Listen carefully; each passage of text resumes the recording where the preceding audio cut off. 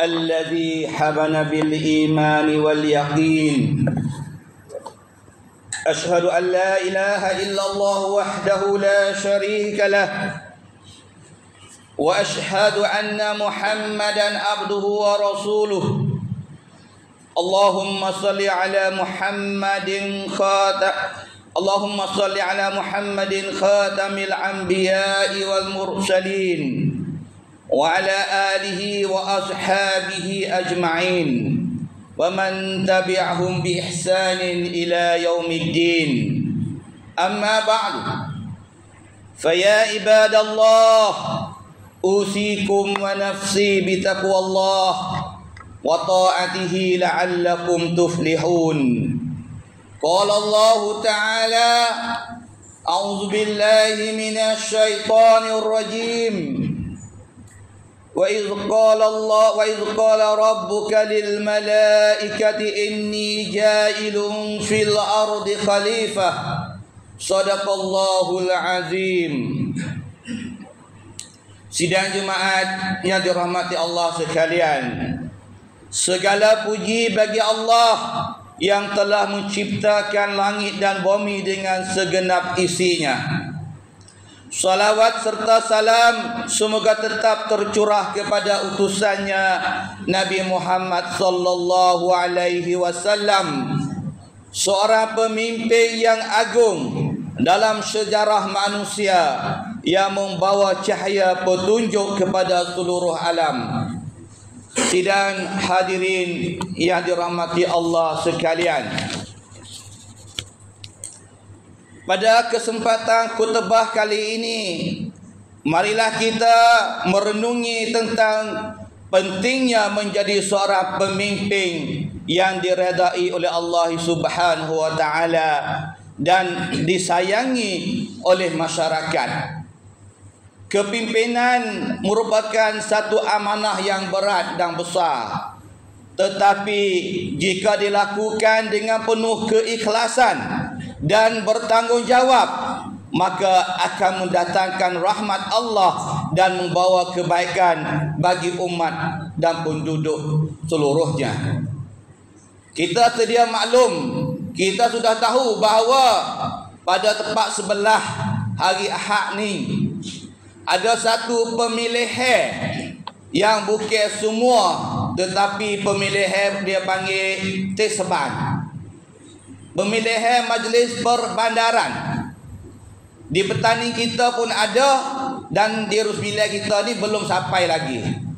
Jadi saya pada hari ini ingin memberi peringatan kepada diri saya dan kita semua, supaya kita gunalah fikiran, gunalah otak yang Allah beri kepada kita, supaya kita dapat memilih pemimpin yang diredai oleh Allah Subhanahu wa taala. Kepimpinan dalam Islam memandangkan kepimpinan sebagai suatu tanggungjawab yang besar. Bukan perkara yang kecil, bukan perkara yang main-main. Pemimpin bukan hanya dituntut untuk mengatur dan mengurus, tetapi juga memberikan contoh tauladan yang baik bagi orang yang dipimpinnya. Dalam Al-Quran, Allah Subhanahu wa taala berfirman dalam surah Al-Baqarah, A'udzubillahi minasyaitonir rajim. Wa idh qala rabbuka lil malaikati inni ja'ilun fil ardi khalifah. Shadaqallahul azim. Dan ingatlah ketika Tuhanmu berfirman kepada para malaikat, sesungguhnya aku hendak menjadikan seorang khalifah di muka bumi ini. Kenapa tidak malaikat? Kenapa Allah pilih kita manusia supaya menjadi khalifah di muka bumi ini? Sidang Jumaat yang dirahmati Allah sekalian, dari ayat ini kita memahami bahawa manusia dipilih oleh Allah Subhanahu wa taala untuk menjadi khalifah, pemimpin di muka bumi. yang bertugas untuk menjaga dan memakmurkan bumi sesuai dengan perintahnya. Bukan memilih manusia untuk menghancurkan bumi ini, bukan untuk merosakkan alam sekitar, tetapi untuk menyuburkan, memakmurkan apa yang telah diberi oleh Allah Subhanahu wa taala. Setiap orang yang diberi tanggungjawab sebagai pemimpin harus melaksanakannya dengan penuh amanah.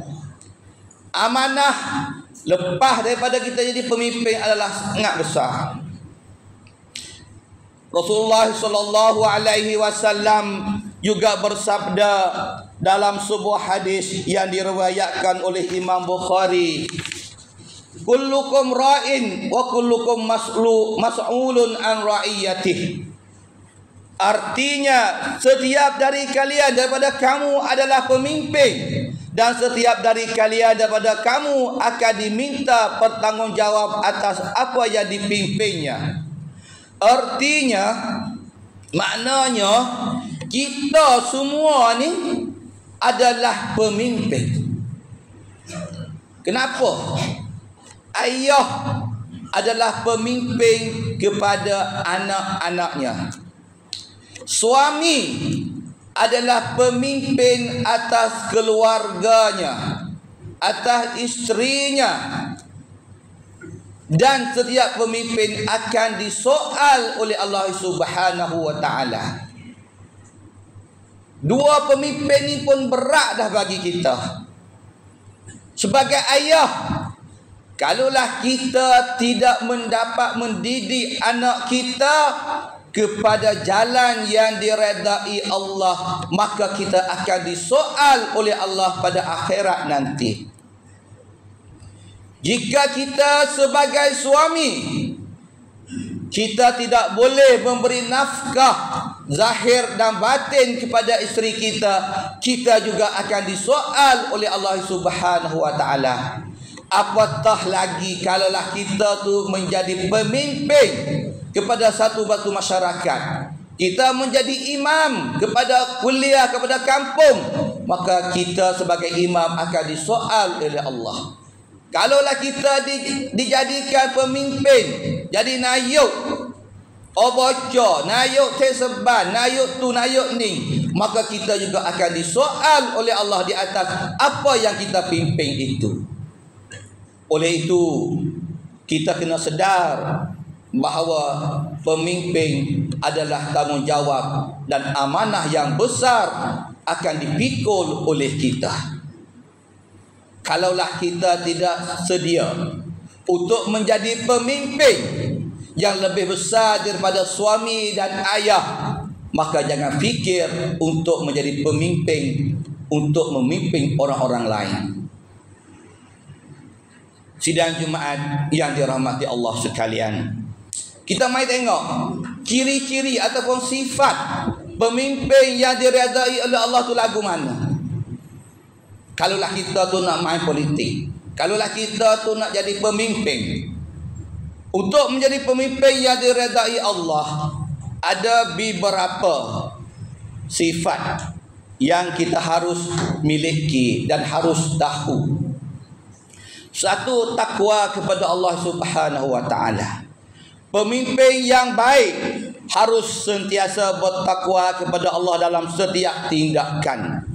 Takwa akan membimbingnya untuk buat adil dan menghindari kezaliman. Allah Subhanahu wa taala berfirman, a'udzubillahi minasyaitonir rajim. Ya ayyuhalladzina amanu kunu qawwamina lillahi syuhada'i bil qisti wa la yajrimannakum shana'anu qaumin alla ta'dilu huwa aqrabu littaqwa. Shadaqallahul azim. Surah Al-Maidah. Maksudnya, wahai orang-orang yang beriman, jadilah kamu sebagai penegak keadilan kerana Allah, menjadi saksi dengan adil.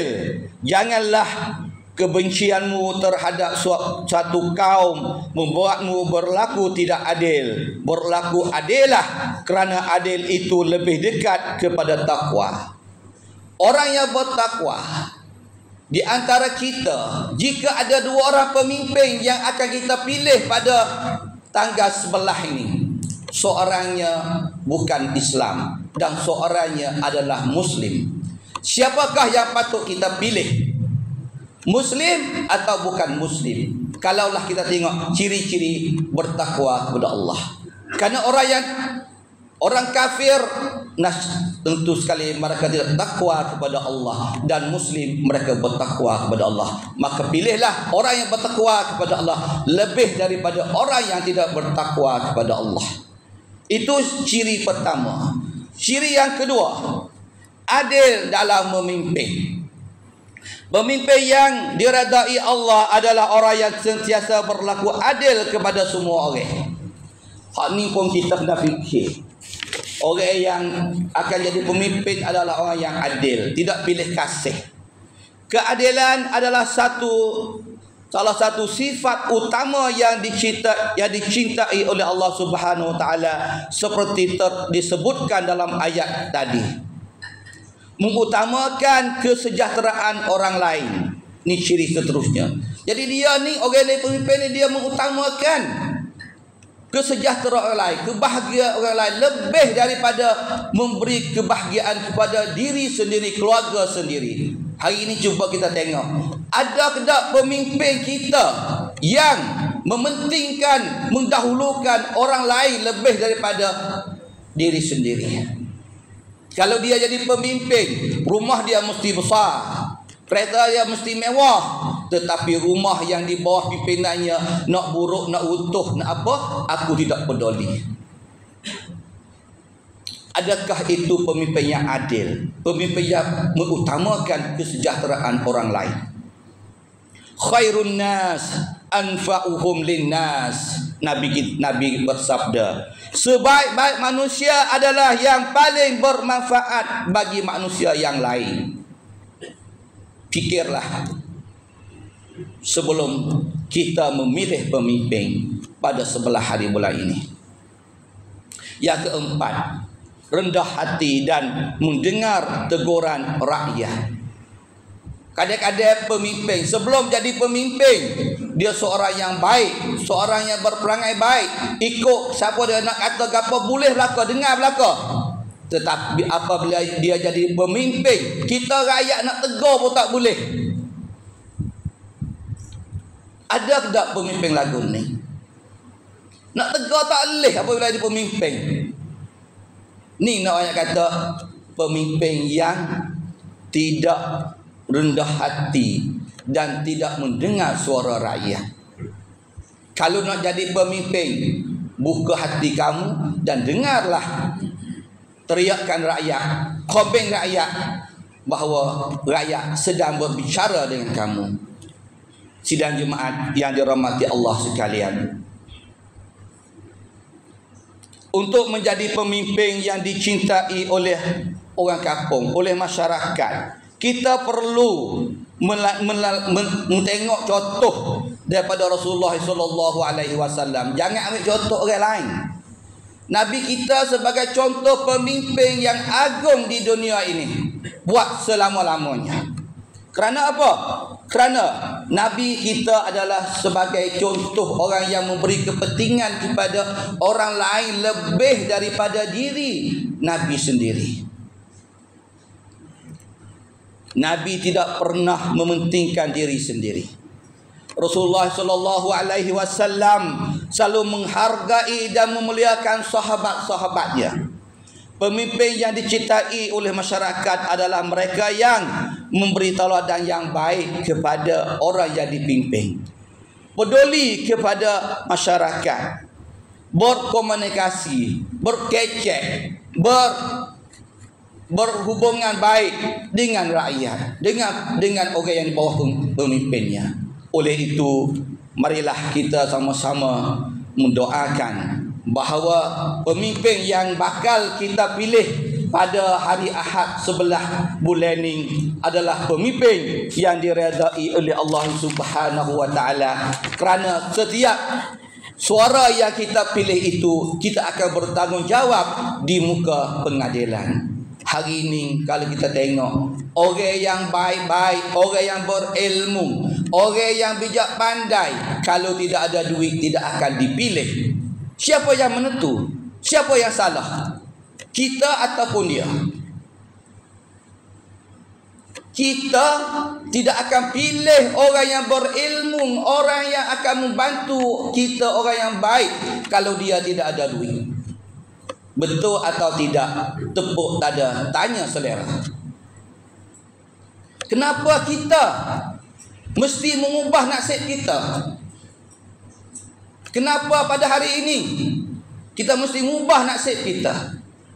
2,000 lebih kampung yang ada di 3 wilayah ini dan 4 daerah di Songkhla. 90% adalah orang Islam memimpin di Oboco.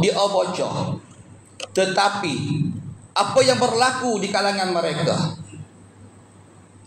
Karena kita tidak memilih orang yang sanggup mengorbankan diri untuk memajukan kampung halaman. Tetapi mereka tidak ada uang, tidak ada duit untuk bayar, untuk bagi kepada kita. Kita tidak pilih orang ini. Kita pilih orang yang bagi duit kepada kita.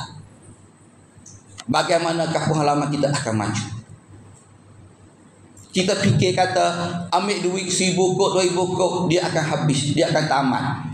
Kita lupa bahawa sekop 2 kop yang kita ambil itu akan menjadi saksi kita kepada Allah Subhanahu wa taala di hari akhirat nanti. Bagaimana kita akan lepas daripada seksaan Allah Subhanahu wa taala. A'udzubillahi minasyaitonir rajim. Bismillahirrahmanirrahim.